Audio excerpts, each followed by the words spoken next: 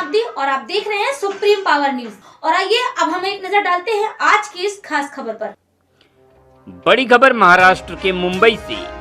विपरीत परिस्थितियों में संघर्ष करता हुआ चमका एक सितारा। मुंबई के सुप्रसिद्ध चित्रकार आर्टिस्ट नितिन खरात की आप बीती कहानी। अपनी कला और अपना स्वयं जीवन एक चित्रकार में समर्पण कर दिया। जब इंसान बचपन से मुश्किलों का सामना करे और मेहनत करे और उसका फल उसको ना मिले तो इससे बड़ा अत्याचार कुछ नहीं हो सकता। नितिन खरात ने अपने जीवन में मुश्किलों का सामना भरपूर पढ़कर किया। आज जितनी डिग्री है उन्होंने हासिल की, जितने गोल्ड मेडल जीते सिर्फ दीवारों पर लटके रह गए। अपंग होने के बावजूद महाराष्ट्र में बॉडी बिल्डर की रेंज प्राप्त करने के बाद उनकी कोई प्रतिमा आगे नहीं गई, ना कोई सपोर्ट मिला, ना प्रशासन ने ध्यान दिया। नितिन खरात एक ऐसे चित्रकार है 5 मिनट के अंदर में इंसान का स्केच बनाकर तैयार कर दे। उनकी कला इतनी सुंदर है।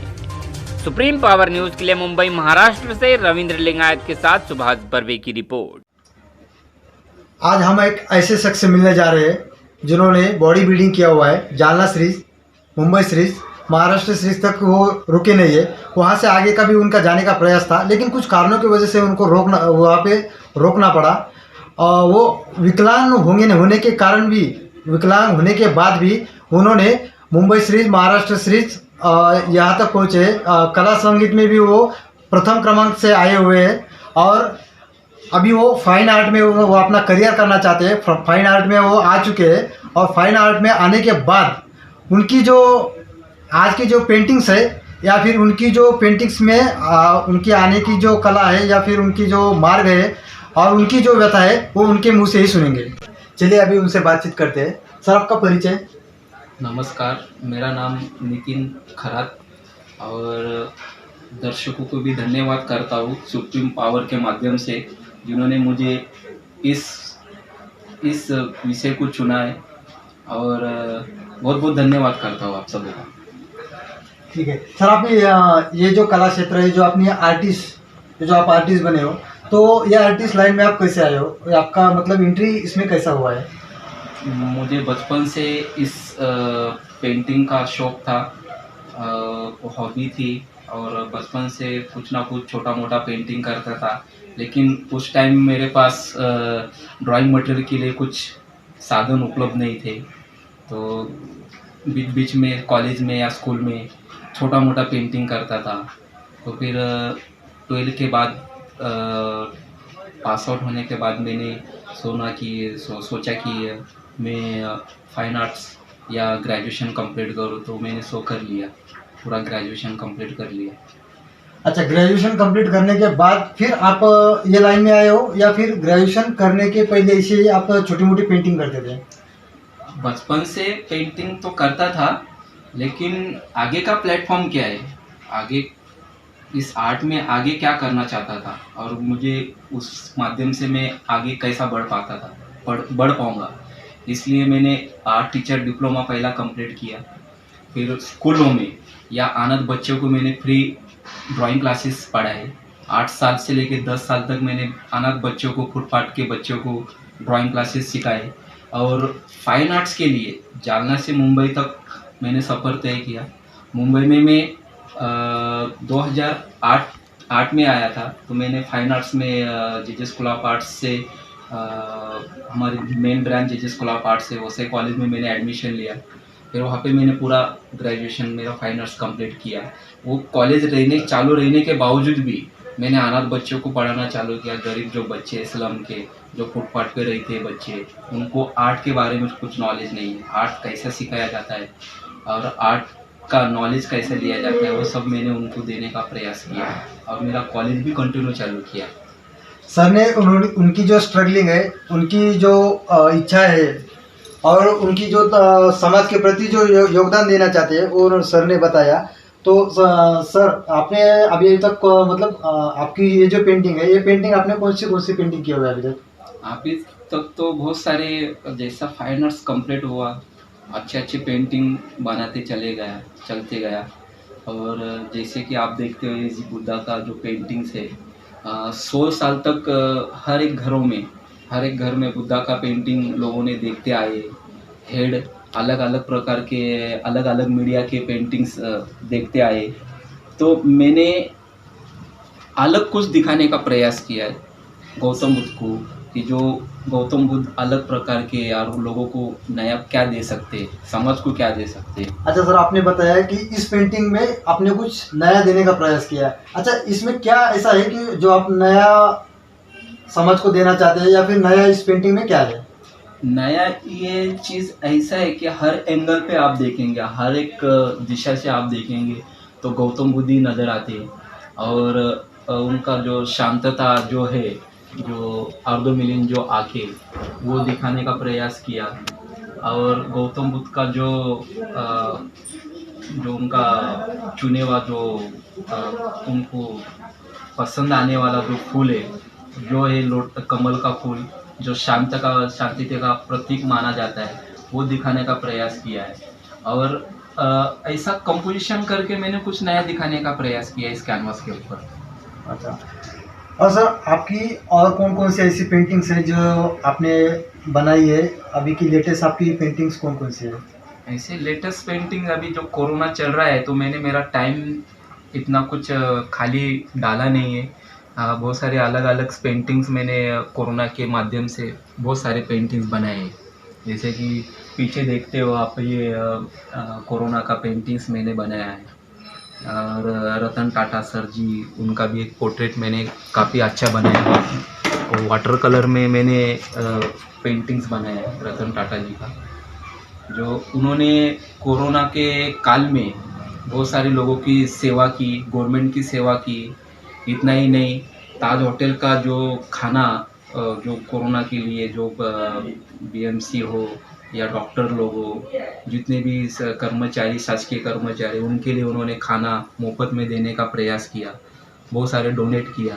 तो मेरे माध्यम से मुझे जो चाहिए था कि मेरे मन में जो लगा कि मैं रतन टाटा जी का भी, सर का भी पेंटिंग बनाऊँ, तो मैंने बैठे बैठे ही उनका भी पेंटिंग बना लिया।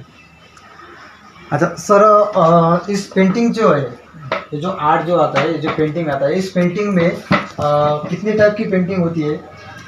पेंटिंग्स अलग अलग माध्यम का होता है। जैसा एब्स्ट्रैक्ट पेंटिंग जो है सामने रखा है मैंने, जो एब्स्ट्रैक्ट पेंटिंग, लेकिन ये किसी के रिक्वायरमेंट है, मैंने वो एब्स्ट्रैक्ट पेंटिंग बनाया। लेकिन अलग अलग आर्टिस्ट की जो स्टाइल रहती है, जैसे कि मेरी स्टाइल ये है, मैं इस माध्यम से आगे लेके जा रहा हूँ आर्ट को।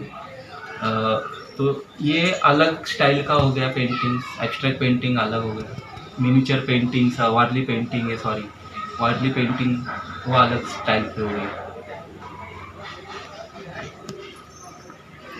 रेडी सर, आप पेंटिंग लाइन में आया, तो पेंटिंग लाइन में आपको किस किस चीज़ का सामना करना पड़ा, मुकाबला करना पड़ा, किस किस परिस्थिति से आप यहाँ तक पहुँचे हो? ये देखिए, अकेले होने के कारण बहुत सारी मुश्किलात आती है। और ख़ास करके इस मुंबई शहर में अकेला रहने के वजह से, रूम ना रहने के वजह से बहुत मुसीबत का सामना करना पड़ता है। रही बात, आप बोली कि आर्ट को लेके क्या मुसीबत आती है, आर्ट के लिए बहुत सारा पैसा खर्चा करना पड़ता है, बहुत सारे चीज़ें, रूम रेंट से लेके घर का गुजारा, फिर आर्ट का, फिर बाहर के एग्जीबिशन का, ये सब चीज़ों।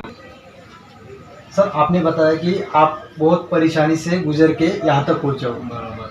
तो सर, आपके सामने जो मुसीबत खड़ी हुई है, या फिर जो आप जो परिस्थिति का सामना करके यहाँ तक पहुँचे हो, तो आपकी क्या इच्छा है? सरकार से आपको कुछ मदद होना चाहिए, या फिर कौन सा प्लेटफॉर्म आपको मिलके आप इस चीज़ को आगे लेके जा सकते हो?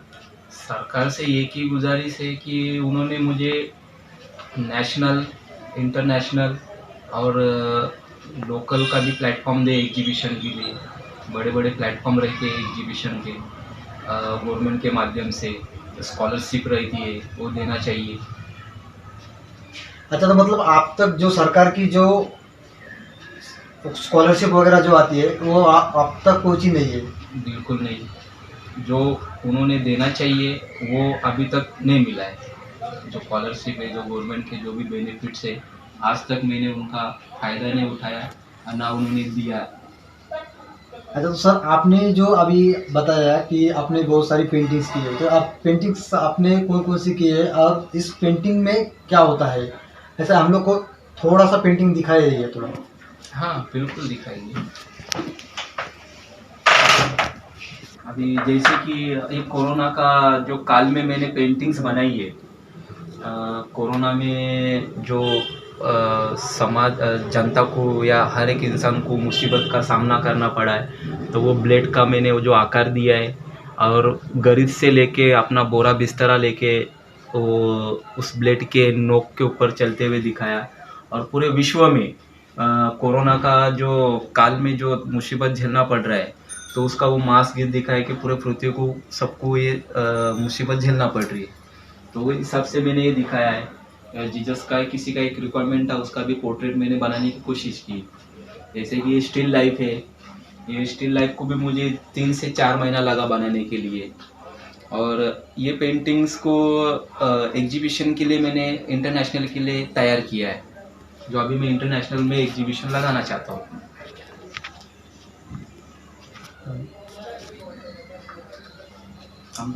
और मला चालताना नको। तो अभी ये पेंटिंग्स है,